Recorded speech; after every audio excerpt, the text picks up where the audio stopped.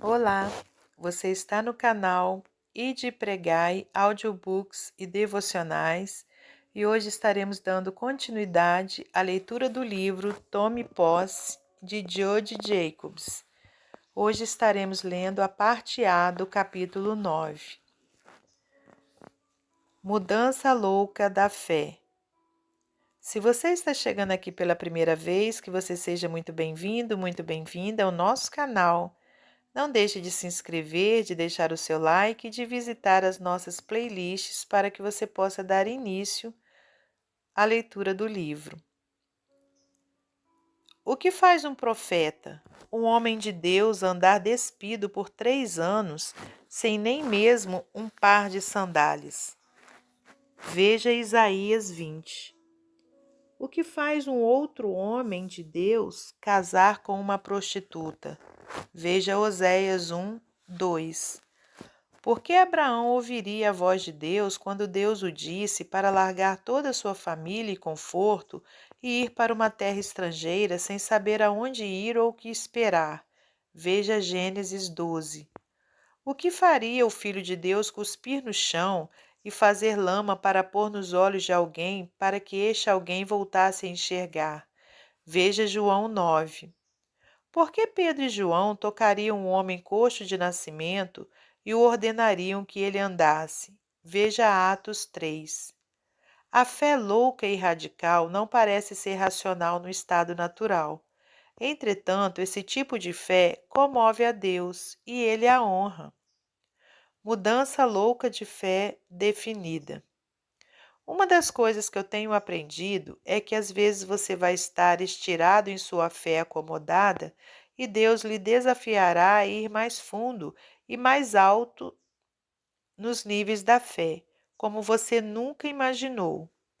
Muitas vezes esses níveis parecerão loucos, fanáticos e extremos, mas por vezes é isso que Deus requer de nós, pois assim como os céus são mais altos do que a terra, assim são os meus caminhos mais altos do que os vossos caminhos, e os meus pensamentos mais altos do que os vossos pensamentos. Isaías 55, 9. Mesmo quando jovem, eu sempre tive um desejo de seguir à risca o Senhor e chegar a novos níveis de maturidade no Senhor. Indo, confirma Paulo, de glória em glória. 2 Coríntios 3,18. É o que me faz buscar a santidade e permanecer com Deus e possuir uma fé violenta e radical, como eu tenho expressado muitas vezes. Esta fé foi enraizada primeiramente por meus pais e irmãos, os quais, pelo exemplo, ensinaram-me os caminhos do Senhor. O que eu aprendi e ainda estou aprendendo é que eu tenho que ser cuidadosa em minha caminhada com o Senhor. Acho que às vezes nós estamos procurando a confirmação quando o que precisamos é da revelação. Quase sempre Deus nos provocará para alcançarmos níveis mais altos que poderão nos fazer sentir desconfortáveis. Eu sei que houve tempos em minha vida em que tive vontade de cometer do pecado da satisfação, o qual é apenas estar satisfeito com a minha relação com o Senhor e não querer ir mais fundo e mais alto, porque uma coisa aprendi: a qualquer que muito for dado, muito se lhe pedirá. Lucas 12, 48. Mas a palavra não diz que a fé vem através daquilo que você ouviu no passado. Mas a fé é pelo ouvir e ouvir palavra de Deus. Romanos 10, 17. Existem revelações novas e mais recentes e instruções que o Pai quer nos dar todos os dias. Jeremias escreveu: As misericórdias do Senhor são a causa de não sermos consumidos, porque as suas misericórdias não têm fim. Novas são cada manhã, grande é a tua fidelidade. Lamentações 3, 22 e 23. Paulo disse: prossigo para o alvo pelo prêmio, Filipenses 3,14. E ele nos motiva a despertar o dom, 2 Timóteo 1, 6, e combater o bom combate da fé, 1 Timóteo 6, 12. A razão de ficarmos satisfeitos é porque estamos confortáveis em nosso relacionamento com o Senhor e nós não queremos estar desconfortavelmente estendidos em nossa fé ou em nosso conhecimento da palavra, ou ser desafiados a sairmos de nossa comodidade. Os filhos de Israel disseram a Moisés: Fala tu conosco e ouviremos, e não fale Deus conosco para que não morramos. Êxodo 20, 19. Muitos de nós pensam da mesma forma. Queremos ouvir o Senhor dizer por alguém, mas não queremos tomar nosso tempo para chegarmos mais próximos dele, porque temos medo do que ele pode nos dizer ou do que ele pode querer de nós. Eu não sei se você já chegou a um ponto em sua vida em que você fez uma avaliação de sua caminhada no Senhor e pensou consigo mesmo: tem que haver mais. Bem, isso foi exatamente o que aconteceu comigo e com meu marido. Apesar de nós nos dedicarmos ao ministério em tempo integral, nós sempre nos pegávamos nos perguntando: qual a próxima coisa, Senhor? Estamos prontos para o próximo nível. Consequentemente, o que acontecia depois era algo que revolucionava totalmente nosso espírito e nossa vida, e nos dava um novo significado para a definição de fé louca. Deus começou a lidar radicalmente conosco na oração e no jejum. Ele nos chamou para um jejum de 40 dias, e nós começamos nossa busca pela face de Deus com uma paixão muito maior. Como resultado do jejum, um dia, enquanto estávamos em oração, Deus falou comigo especificamente sobre uma noite de vigília. Quando ele pôs isso em meu espírito, tudo o que conseguia prever eram memórias de toda uma infância de noites de vigílias e oração na igreja. Toda noite de Ano Novo, um punhado de pessoas, a maioria composta de idosos devotos, uniam-se sobre o altar esperando chegar o Ano Novo. Então, finalmente, o que pareciam dias para mim, o relógio batia meia-noite e todos nós suspirávamos de alívio, entrando em nossos carros para ir para casa dormir. Eu disse ao Senhor: Pai, a última coisa que eu quero me envolver é algo que seja sem vida ou vazio de seu espírito e unção. Mas Deus tinha em mente mais do que isso para nós. Havia pessoas devotas que tinham um coração para Deus, mas faltava o ingrediente principal, sua presença, e não a tradição. Pela tradição eu digo, isso é o que nós sempre fazemos, então vamos fazer isso e nos restabelecer com isso para que possamos dizer que nós trabalhamos por isso. A única coisa que continuava a martelar em meu espírito, mais e mais, era a frase que soava quase como uma cantiga. A fim de ter aquilo que nunca teve, às vezes é preciso que você faça o que nunca fez. Não me lembro quando foi a última vez que ouvi essa frase, mas ela nunca mais me deixou descansar. Deus nos lembrava de muitas coisas que nós acreditávamos que Ele traria: salvação para alguns membros da família, quebrantamento em oportunidades ministeriais e também para o irmão de meu marido e sua esposa, que após 19 anos de casamento ainda não conseguiam ter filhos. Eram tantas necessidades desesperadoras e situações em nossa família que nós sentíamos como se simplesmente uma mudança estava a caminho. De volta aos fundamentos.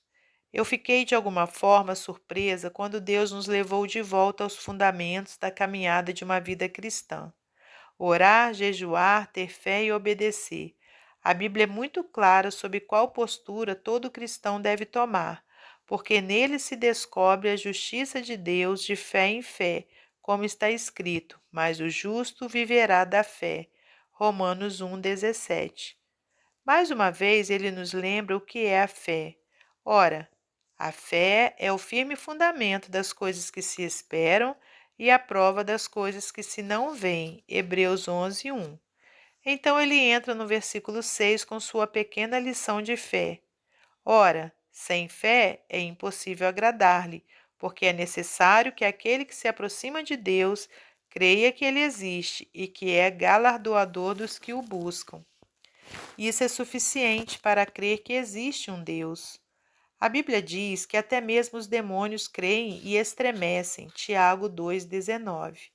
É mais do que simplesmente saber que existe um Deus. Primeiro você deve acreditar que Ele é Deus e que Ele é uma recompensa para aqueles que o buscam diligentemente. Quem é Ele?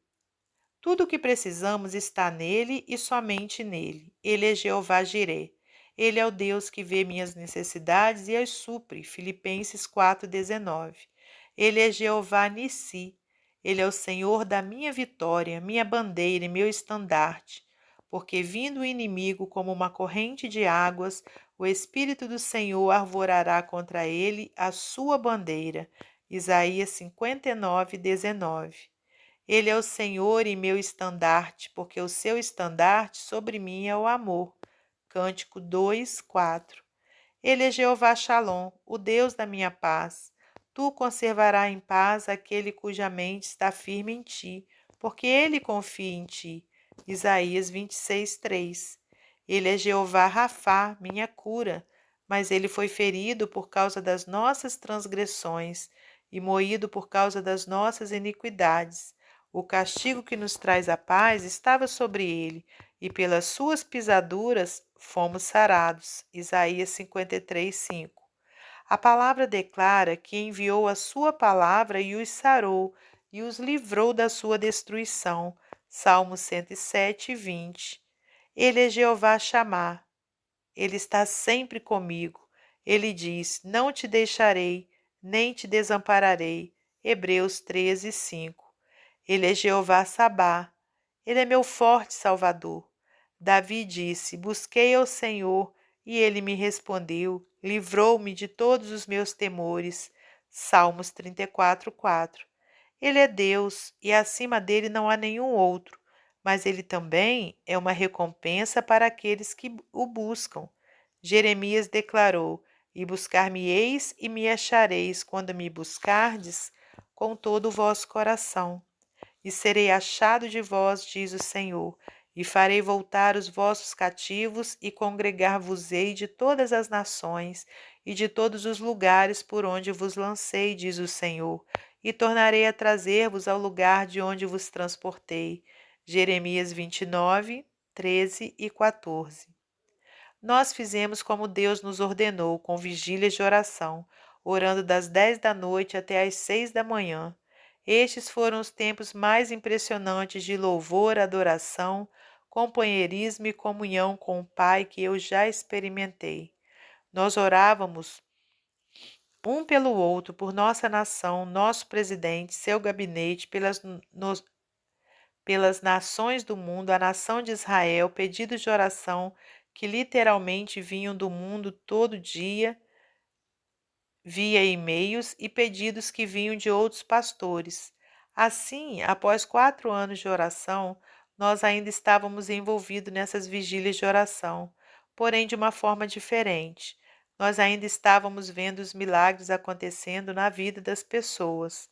Deus continuava a exigir oração, persistência, fé e obediência, cada vez mais e mais. O justo deve viver e caminhar pela fé, a fim de ter aquilo que nunca teve. Às vezes é preciso que você faça o que nunca fez. Isto soava em minha cabeça e em meu espírito como um recorde a ser quebrado. O que Deus imprimiu em mim é que Ele desejava o meu compromisso de caminhar na fé e na obediência à Sua vontade em minha vida, mais do que qualquer coisa. Não se tratava de fazer 25 encontros ministeriais por mês, jejuar duas semanas por mês ou ficar isolado em oração 8 horas por dia. Não. Ele queria que eu estivesse equilibrada, focada e sensível a seu espírito todos os dias, através da oração e da leitura da palavra. Ele me desafiava a desejar fazer tudo o que ele me pedia a todo tempo, em obediência, com excelência, a fazer com poder, ousadia e autoridade. Tiago delineia de modo vívido o que o pai espera de seus pais com relação Tiago delineia de modo vívido o que o pai espera de seus filhos com relação à fé e à obediência. Meus irmãos, não tenhais a fé de nosso Senhor Jesus Cristo, Senhor da glória, em acepção de pessoas. Assim também a fé, se não tiver as obras, é morta em si mesmo. Mas dirá alguém: Tu tens a fé e eu tenho as obras. Mostra-me a tua fé sem as tuas obras, e eu te mostrarei a minha fé pelas minhas obras. Vedes então que o homem é justificado pelas obras e não somente pela fé, porque assim como o corpo sem o espírito está morto, assim também a fé sem obras é morta. Tiago 2, 1, 17, 18, 24 e 26. Professar sua fé não é o bastante. Você tem que colocá-la em ação. Um dia eu estava curtindo um momento de diversão com minha família na praça de alimentação de um shopping. As meninas tinham ido tomar um sorvete com a babá e Jamie e eu estávamos sentados apenas conversando. Do nada, um homem chegou em nossa mesa e disse para meu marido: Com licença, senhor, eu não pretendo incomodar vocês, mas eu percebi que você e sua família não terminaram de comer a comida que está no prato de vocês. Eu estou desabrigado e não como há uns 2 dias. Eu queria saber se poderia pegar a sobra de vocês. Bem, nesse momento, eu e meu marido estávamos quase em lágrimas. Meu marido disse ao homem: Senhor, nem pensar que eu vou lhe dar o nosso resto. Seria um prazer comprar algo que o senhor gostaria de comer nessa praça de alimentação, com uma condição. Por favor, permita-me falar-lhe um pouco sobre Jesus enquanto o senhor come. Ele concordou. Enquanto estava sentado engolindo toda a comida, ele ouvia com muita atenção. Quando ele acabou de comer, meu marido fez uma oração com ele e o deixou ir embora. Mas e se esta cena tivesse sido diferente? E se meu marido tivesse dito: Bem, senhor, vou lhe dizer uma coisa. Primeiro, sente-se aqui e deixe-me contar um pouco sobre Jesus Cristo. Sei que deve estar com fome, mas o que o Senhor precisa mais do que tudo isso é de Jesus. Então o homem não teria ouvido uma palavra que meu marido tentasse dizer. E isso se ele ficasse e escutasse, porque estava faminto e precisava comer. Qualquer pessoa de bom senso sabe qual é o foco principal numa situação como esta, acolhendo uma necessidade básica na vida de uma pessoa para então apresentá-la ao Evangelho. É como dizer a um homem que está se afogando: primeiro deixe-me contar-lhe um pouco sobre Jesus antes de lhe jogar o colete salva-vidas. A fé sem obras é morta, inútil, vazia e sem efeito. É isso que Tiago está dizendo aqui. Vamos, use um pouco de bom senso, mostre-me sua fé sem as suas obras e eu lhe mostrarei a minha fé com as minhas obras. A Bíblia diz: o que ganha almas é sábio, Provérbios 11:30. Isso não significa que se você ganha pessoas para Jesus, você é sábio. Isso significa que se você quer ganhar pessoas para Jesus, você tem que usar o bom senso, a sabedoria, a sensibilidade, ou simplesmente usar o senso comum.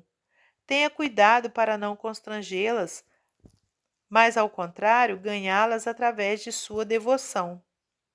Sendo bom para elas e usando a sabedoria de Deus, dá para ver a vida dessas pessoas mudar. Até o nosso próximo encontro, se Deus quiser.